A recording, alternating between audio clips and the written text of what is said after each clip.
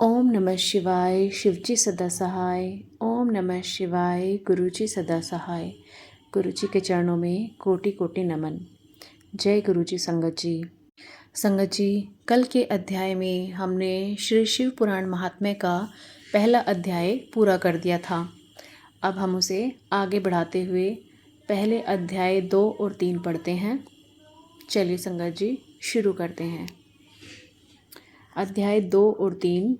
चंचुला की प्रार्थना से ब्राह्मण का उसे पूरा शिव पुराण सुनाना और समय अनुसार शरीर छोड़कर शिवलोक में जा चंचुला का पार्वती जी की सखी एवं सुखी होना।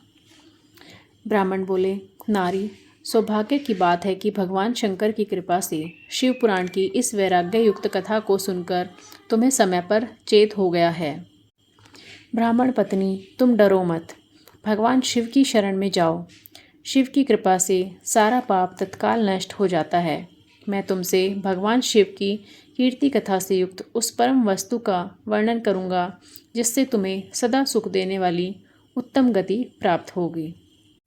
शिव की उत्तम कथा सुनने से ही तुम्हारी बुद्धि इस तरह पश्चाताप से युक्त एवं शुद्ध हो गई है। साथ ही तुम्हारे मन में विषयों के प्रति वैराग्य हो गया है। पश्चाताप ही पाप करने वाले पापियों के लिए सबसे बड़ा प्रायश्चित है। सत्पुरुषों ने सबके लिए पश्चाताप को ही समस्त पापों का शोधक बताया है। पश्चाताप से ही पापों की शुद्धि होती है।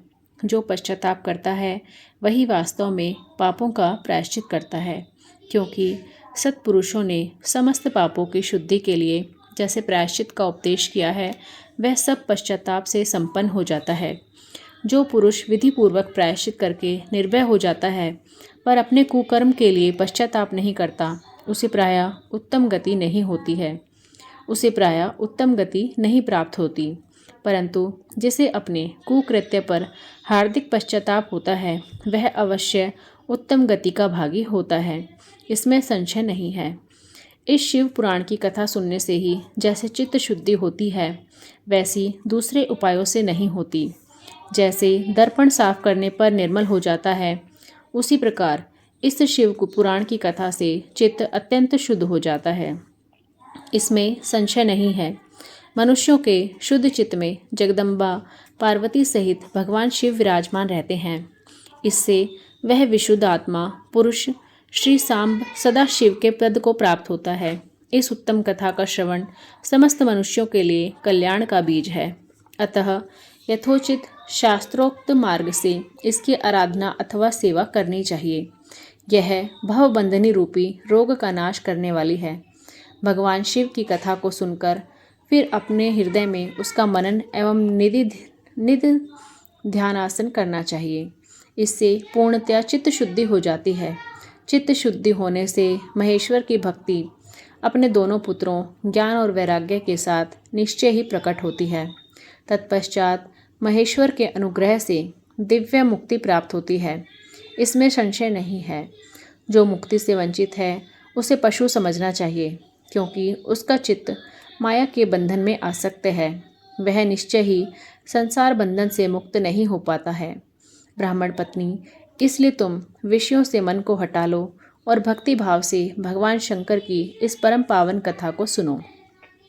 परमात्मा शंकर की इस कथा को सुनने से तुम्हारे चित्त की शुद्धि होगी और इससे तुम्हें मोक्ष की प्राप्ति हो जाएगी। जो निर्मल चित्त से भगवान शिव के चरणारविंदों का चिंतन करता है, उसकी एक ही जन्म में मुक्ति हो जाती है। यह मैं तुमसे सत्य सत्य कहता हूँ। सूत जी कहते हैं, शौनक, इतना कहकर वे श्रेष्ठ शिव भक्त ब्राह्मण चुप हो गए। उनका हृदय करुणा से आर्द्र हो गया था। वे शुद्ध चित्त महात्मा भगवान शिव के ध्यान में मग्न हो गए। तदनंतर बिंदुक की पत्नी चंचुला मन ही मन प्रसन्न हो उठी। ब्राह्मण का उक्त उपदेश सुनकर उसके नेत्रों में आनंद के आंसू छलक आए थे। वह ब्राह्मण पत्नी चंचुला हर्ष भरे हृदय से उन श्रेष्ठ ब्राह्मण के दोनों चरणों में गिर पड़ी और हाथ जोड़कर बोली, मैं कृतार्थ हो गई। तत्पश्चात उठकर वैराग्य युक्त उत्तम बुद्धि वाली वह स्त्री, जो अपने पापों के कारण आतंकित थी, उन महान शिव भक्त ब्राह्मण से हाथ जोड़कर गदगद वाणी में बोली। चंचुला ने कहा, ब्राह्मण, शिव भक्तों में श्रेष्ठ स्वामिन आप धन्य हैं, परमार्थदर्शी हैं और सदा परोपकार में लगे रहते हैं, इसलिए श्रेष्ठ साधु पुरुषों में प्रशंसा के योग्य हैं। साधो, मैं नरक के समुद्र में गिर रही हूँ, आप मेरा उद्धार कीजिए, उद्धार कीजिए। पौराणिक अर्थ तत्व से संपन्न जिस सुंदर शिव पुराण की कथा को सुनकर मेरे मन में संपूर्ण विषयों से वैराग्य उत्पन्न हो गया, उसी इस शिव पुराण को सुनने के लिए इस समय मेरे मन में बड़ी श्रद्धा हो रही है। सूत जी कहते हैं, ऐसा कहकर हाथ जोड़ उनका अनुग्रह पाकर चंचुला उस शिव पुराण की कथा को सुनने की इच्छा मन में ही लिए उन ब्राह्मण देवता की सेवा में तत्पर हो वहाँ रहने लगी। तदनंतर शिव भक्तों में श्रेष्ठ और शुद्ध बुद्धि वाले उन ब्राह्मण देव ने उसी स्थान पर उस स्त्री को शिव पुराण की उत्तम कथा सुनाई। इस प्रकार उस गोकर्ण नामक महाक्षेत्र में उन्हीं श्रेष्ठ ब्राह्मण से उसने शिव पुराण की उस परम उत्तम कथा को सुना, जो भक्ति, ज्ञान और वैराग्य को बढ़ाने वाली तथा मुक्ति देने वाली है। उस परम उत्तम कथा को सुनकर वह ब्राह्मण पत्नी अत्यंत कृतार्थ हो गई। उसका चित्त शीघ्र ही शुद्ध हो गया। फिर भगवान शिव के अनुग्रह से उसके हृदय में शिव के सगुण रूप का चिंतन होने लगा। इस प्रकार उसने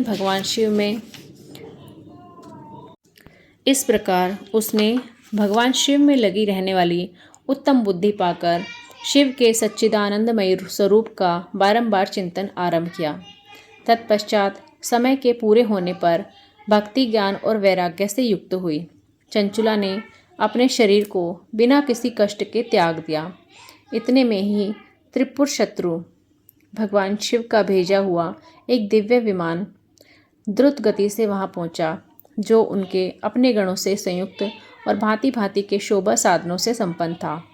चंचुला उस विमान पर आरूढ़ हुई और भगवान शिव के श्रेष्ठ पार्षदों ने उसे तत्काल शिवपुरी में पहुंचा दिया। उसके सारे मल धुल गए।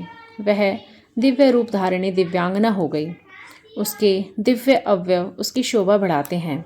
मस्तक पर अर्धचंद्र का मुकुट धारण किए वह गौरांगी देवी शोभाशाली दिव्य आभूषणों से विभूषित थी।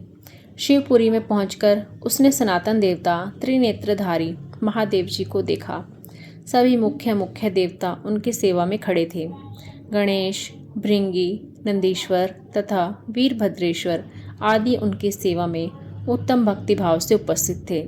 उनकी अंग कांति करोड़ों सूर्यों के समान प्रकाशित हो रही थी।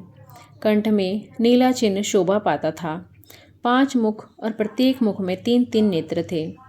मस्तक पर अर्धचंद्राकार मुकुट शोभा देता था। उन्होंने अपने वामांग भाग में गौरी देवी को बिठा रखा था, जो विद्युत पुंज के समान प्रकाशित थी। गौरीपति महादेव जी की कांति कपूर के समान गौर थी। उनका सारा शरीर श्वेत भस्म से भसित था। शरीर पर श्वेत वस्त्र शोभा पा रहे थे। इस प्रकार परम उज्ज्वल भगवान शंकर का दर्शन करके वह ब्राह्मण पत्नी चंचुला बहुत प्रसन्न हुई। अत्यंत प्रीतियुक्त होकर उसने बड़ी उतावली के साथ भगवान को बारंबार प्रणाम किया। फिर हाथ जोड़कर वह बड़े प्रेम, आनंद और संतोष से युक्त हो विनीत भाव से खड़ी हो गई। उसके नेत्रों से आनंद अश्रुओं की अविरल धारा बहने लगी तथा संपूर्ण शरीर में रोमांच हो गया। उस समय भगवती पार्वती और भगवान शंकर ने उसे बड़ी करुणा के साथ अपने पास बुलाया और सौम्य दृष्टि से उसकी ओर देखा। पार्वती जी ने तो दिव्य रूप धारिणी बिंदुक प्रिया चंचुला को प्रेम पूर्वक अपनी सखी बना लिया।